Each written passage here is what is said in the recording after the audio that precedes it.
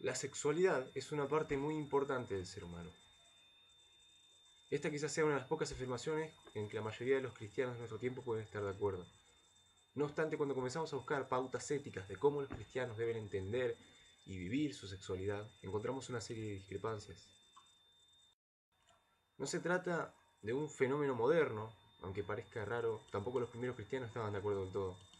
Aunque sin duda es un error hablar sobre que a los primeros cristianos les preocupaba la sexualidad, concepto más tardío, sino que el debate se centraba en el matrimonio, en la antigüedad, por ejemplo.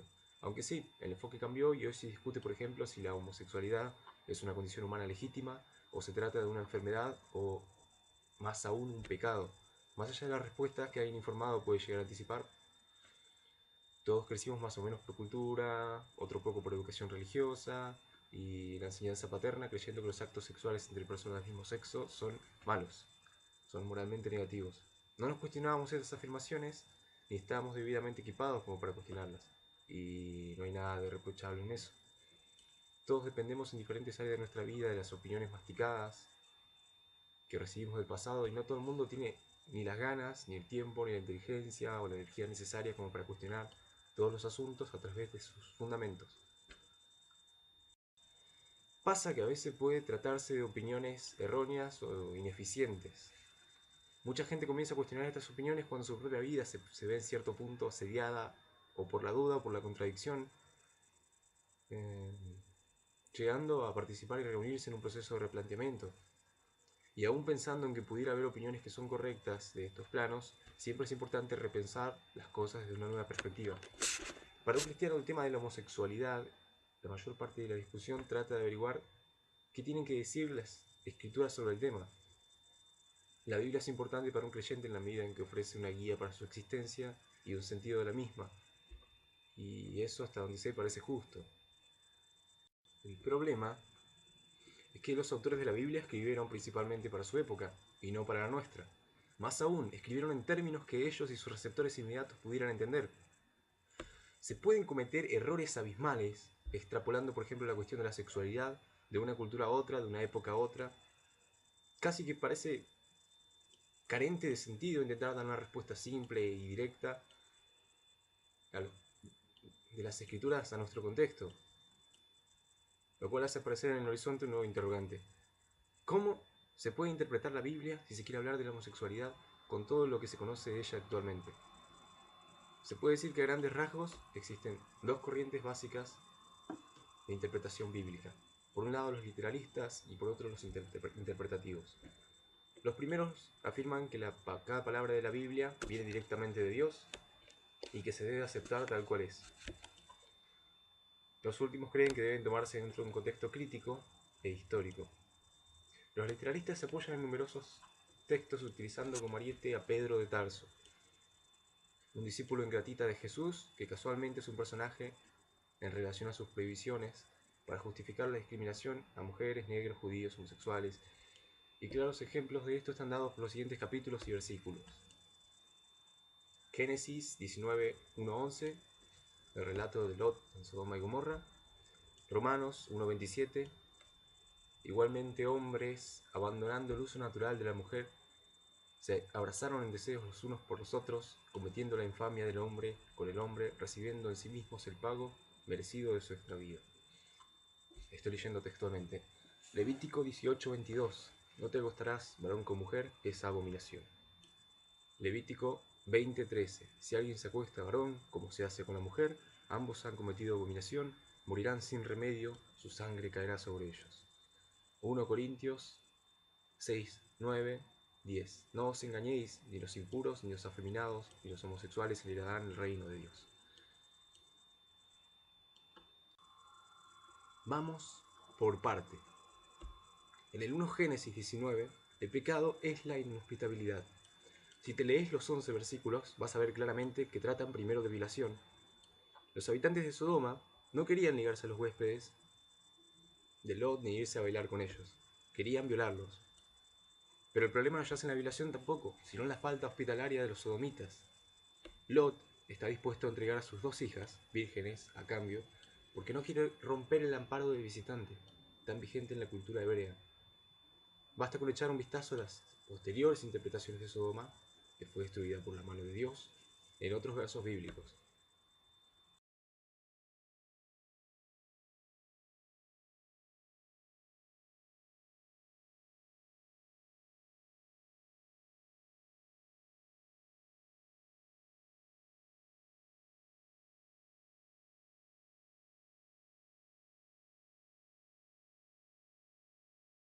Respecto al 2 y el 3 del Levítico. Históricamente, el Levítico tiene un contexto muy específico. Si los judíos eran el pueblo elegido de Dios, ¿por qué fueron esclavizados en Egipto tan fácilmente y por tantos años? La respuesta se deja entrever ahí mismo. No se cumplían con las leyes del Dios cristiano. En el capítulo 18 del Levítico, lo que hay es una prevención contra los ritos paganos, egipcios y cananitas. No hagáis como se hace en la tierra de Egipto, donde habéis habitado, ni hagáis como se hace en la tierra de Canaán, donde os llevo. No debéis seguir sus costumbres. Entre los ritos cananitas estaban los de la fertilidad de Baal, que es su dios, y Baló. Para obtener fertilidad tanto humana como vegetal, estos ritos exigían orgías entre toda la familia, cuya prohibición específica se lleva en gran parte del capítulo 18.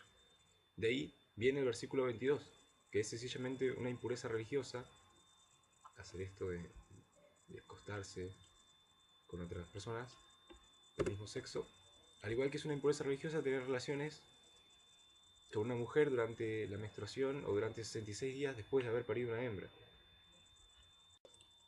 Por otro lado, hay un problema conceptual severo, y es que nadie se plantea a qué se refiere cuando habla de abominación.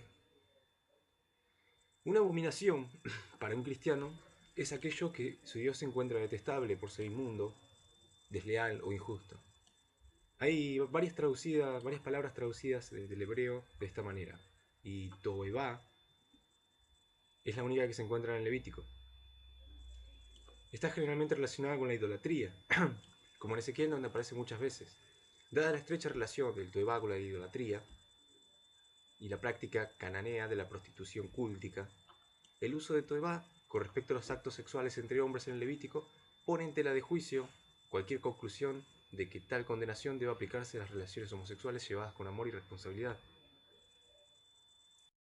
Y es que el término Toevá en hebreo no necesariamente significa algo intrínsecamente malo, como la violación o el robo, tratados también ahí en el Levítico, sino algo que es ritualmente impuro para los judíos, como comer carne de cerdo o mantener relaciones sexuales durante la menstruación. Ambas cosas también prohibidas en esos capítulos, pero a lo que no le da mucha bola. A lo mejor no puedo incluir todo el planteo acá, pero puedo resumir sus conclusiones. Los pasajes del Antiguo Testamento que condenan las relaciones sexuales entre varones, no hay ninguna referencia a las mujeres, lo hacen solo por un motivo, en que tales relaciones eran categorizadas como inmundas. El término técnico es abominación. Y se oponían al código de pureza del antiguo Israel.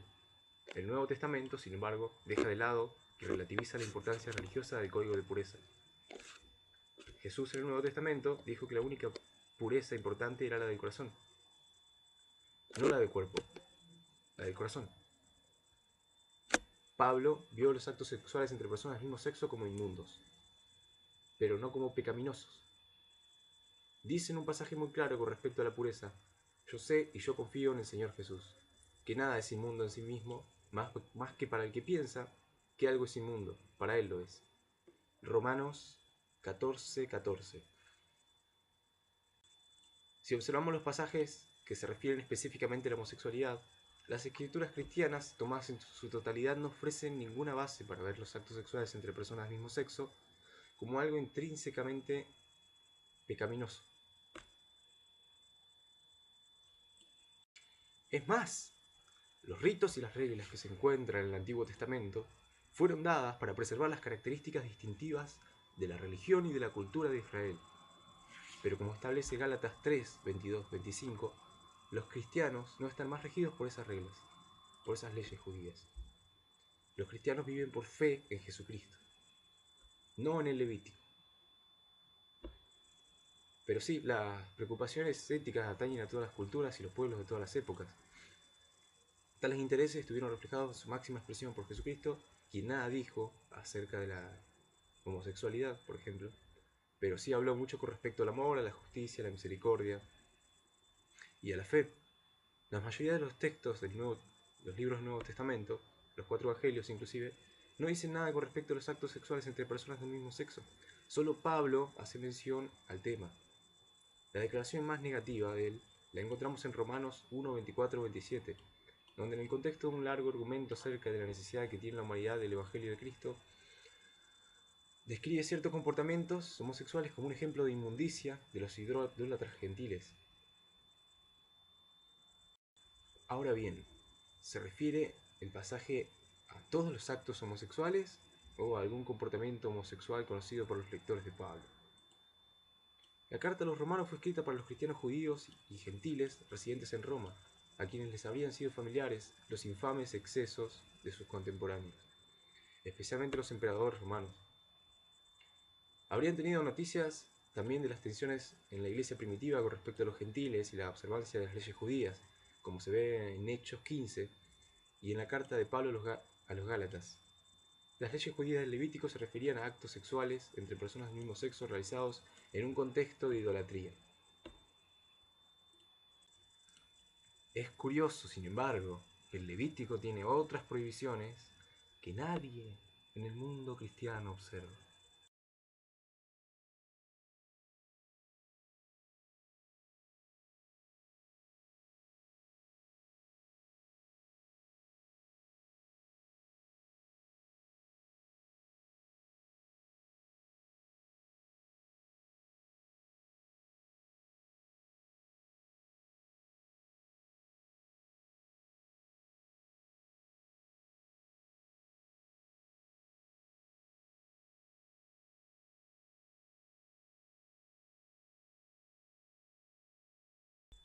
Pero bueno, volviendo a 1.27 de Romanos, este apartado, en la epístola de Pablo menciona hombres teniendo relaciones con hombres. Pero los términos utilizados para describirlo son deshonrosos y vergonzosos. Esto se refiere deliberadamente a la aprobación social. No es una condena ética o moral. Además, según el uso de Pablo, diferente de la prevaleciente filosofía estoica del día, parafisín y natural, aunque sería mejor traducido como atípico, más allá de lo ordinario también. Así que no se refiere a la ley natural y no puede implicar condena ética, ya que en Romanos 11:24 se dice que Dios mismo actúa de manera parafisín. Pablo ve el sexo entre hombres como impuro, en Romanos 1:24, al igual que la circuncisión o comer comidas prohibidas. Lo menciona para resaltar el punto principal de su carta, que los requerimientos de la pureza de la ley judía no son relevantes en Cristo Jesús. Siguiendo con eso, el más fuerte argumento del Nuevo Testamento contra la actividad homosexual, presentándola como intrínsecamente inmoral, fue tomada tradicionalmente de Romanos 1:26, donde esa actividad es indicada como parafisín. La traducción común para esta frase ha sido contra natura. Por eso se ve bastante a menudo utilizar esta expresión por parte de los cristianos. Es posible interpretar de dos maneras el sentido que Pablo quiso darle a esta frase. Por un lado, podría referirse al pagano como un individuo, como el individuo que va más allá de sus propios apetitos sexuales para gozar de nuevos placeres sexuales. Y la segunda posibilidad es que fisinse refiere a la naturaleza del pueblo elegido, el cual según el Levítico le era prohibido mantener relaciones homosexuales. Una lectura cuidadosa del discurso paulino en Romanos 1 en cuanto a los actos homosexuales no apoya la interpretación común moderna del texto. Pablo no negó la existencia de una distinción entre pureza e inmundicia. Y aún más, supuso que los judíos cristianos continuarían observando el código de pureza. Sin embargo, se abstuvo de identificar la impureza física con un pecado o de impedir que los gentiles se adhiriesen a tal código. Pero bueno, yendo a Corintios, que es el pasaje que les pasé recién, es bastante un cago de risa, porque no sé si como una especie de suerte de acto de magia lingüística, parece ser que Pablo de Tarso creó la palabra homosexual en el siglo II, cuando en realidad se creó a finales del siglo XIX. La palabra que San Pablo pone en el griego original es arsenokoitai, que fue traducido según la óptica del autor, como homosexual, sodomita, pederasta, pervertido o persona de mala moral. La nueva Biblia católica de 1974 rompe aún más barreras lingüísticas, si es posible, y asegura que quiere decir homosexuales practicantes. De más está decir que actuaba ahí una interpretación interesada de esos pasajes. Mi conclusión es sencilla. Nadie puede saber con certeza lo que quería decir esa máquina de condena que era Pablo de Tarso. Viendo la indiferencia sobre el tema que tenía Pablo en la epístola de los Romanos, es posible plasmar la misma mano ambigua a esos pasajes. En Corintios 6:9 Pablo condenaba a los afeminados y a los que se acuestan con varones, como traduce la versión de la Reina Valera, o los sodomitas en la versión de Nácar Colunga. Desdichadamente algunas nuevas traducciones son peores, ya que vierten esas palabras como homosexuales. La erudición contemporánea desenmascara la homofobia que se esconde tras esas malas traducciones. La primera palabra, malakos, en griego, fue traducida como afeminado o suave.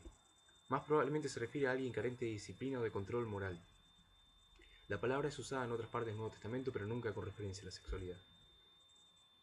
La segunda palabra, arsenokoitai, la encontramos una vez en Corintios y otra vez en Timoteo, pero no aparece en ningún otro texto de la época. Deriva de dos palabras griegas cuyos significados son varones y camas, respectivamente como un eufemismo para designar un acto sexual. Existen otras palabras griegas que eran usadas comúnmente para referirse al comportamiento homosexual, pero no están acá. El contexto más amplio de 1 Corintios 6 nos muestra a Pablo extremadamente preocupado por la prostitución. Por lo tanto, es muy posible que esté refiriéndose a la prostitución masculina, pero muchos especialistas que actualmente tratan de traducir esas palabras han llegado a una sencilla conclusión. Su verdadero significado es dudoso. Cualquier consideración acerca de las declaraciones del Nuevo Testamento con respecto a los actos sexuales entre personas del mismo sexo debe tomar muy en cuenta el contexto social de la cultura greco-romana en el que se desenvolvía Pablo. Prostitución y pederastía, relaciones sexuales de hombres adultos con niños varones, eran los actos sexuales más comúnmente conocidos entre hombres. No se puede estar absolutamente seguro de que las dos palabras claves en 1 Corintios 6:9 se refirieran al comportamiento homosexual masculino. La homosexualidad, que se opone en el Nuevo Testamento, es la pederastía de la cultura greco-romana. Las posturas hacia la pederastía, y en parte el lenguaje usado para oponerse a ella, están dados por la tradición judía.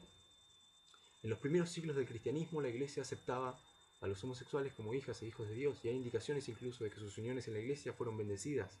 No obstante, la mayoría de las lesbianas y los gays modernos muestran una actitud de temor hacia la Biblia. O más bien, no conocen su contenido y creen que la Biblia lo único que tiene son reproches para ellos.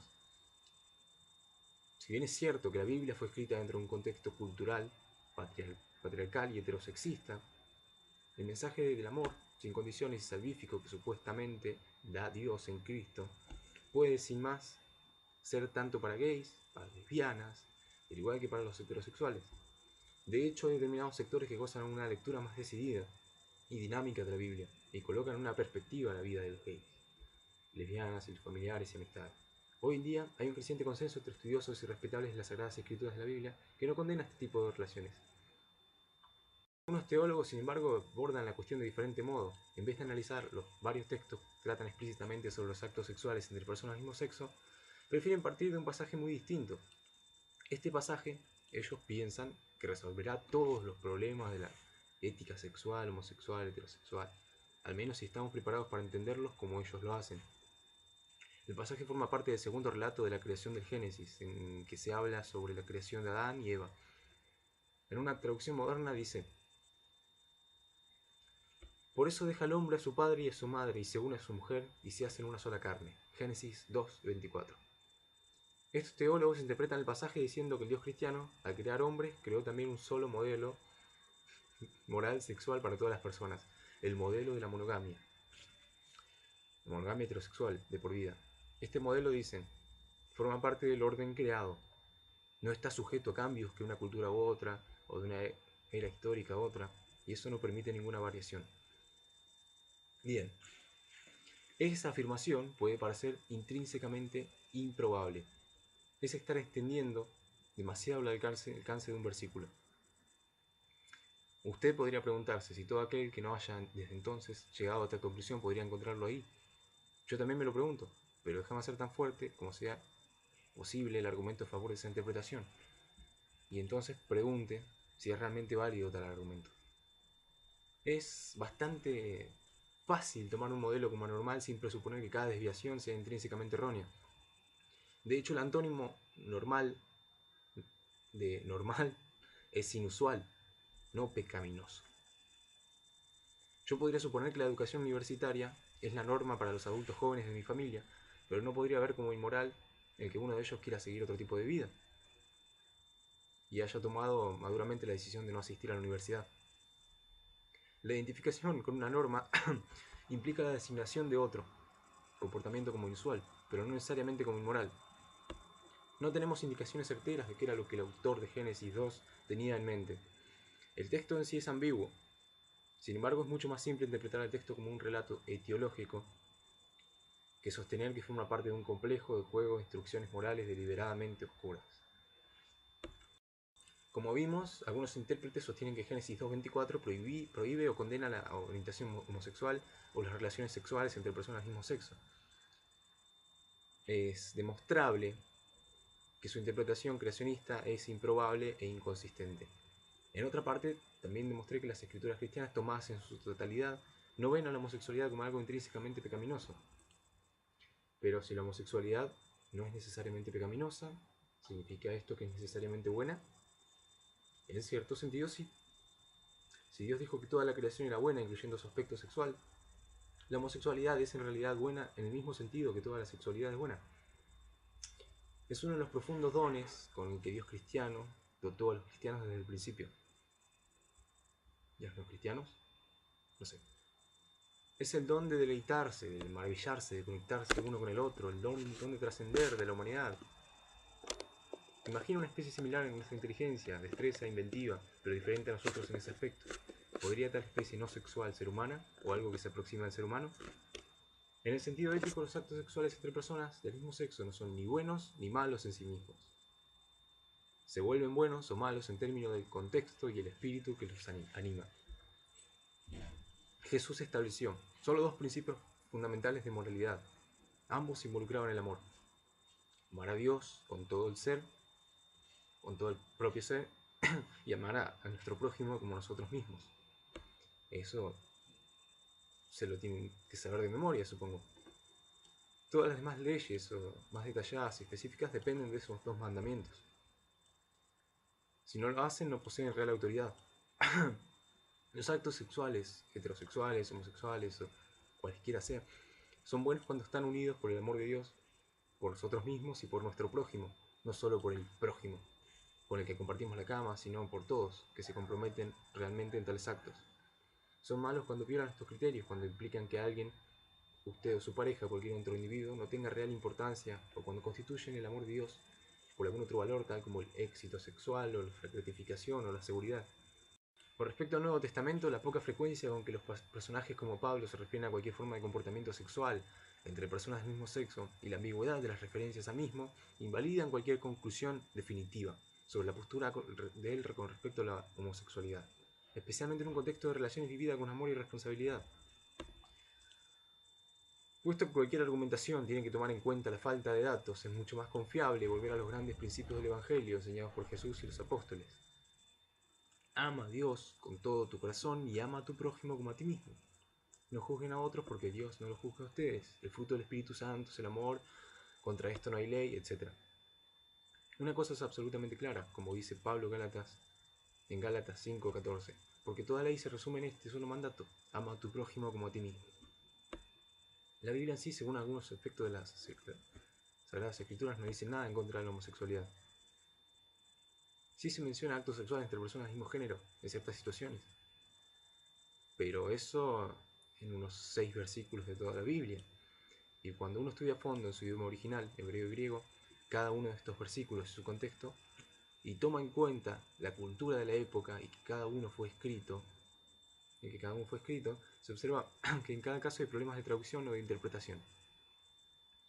Se nota que en realidad no hay ninguno de estos versículos una base para condenar la homosexualidad.